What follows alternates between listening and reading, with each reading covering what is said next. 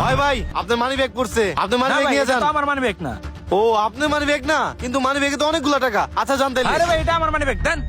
ভাই ভাই ভাই দাঁড়ান ভাই, আমি আপনার মানি ব্যাগটা পাই দিলাম। একটা ধন্যবাদ তো দূরে থাক, কিছু তো খাওয়ার কথা বললেন না। ওহো ভাই, ভুলে গেছিলাম, আপনি আমার 10,000 টাকা পাই দিচ্ছেন, আপনার জন্য সব ফ্রি। কি খাইবেন চলেন। ঠিক আছে ভাই লন। এই যে ভাই এদিকে আসেন, সাদা ভাত বিরিয়ানি কাচ্ছি এইদিকে।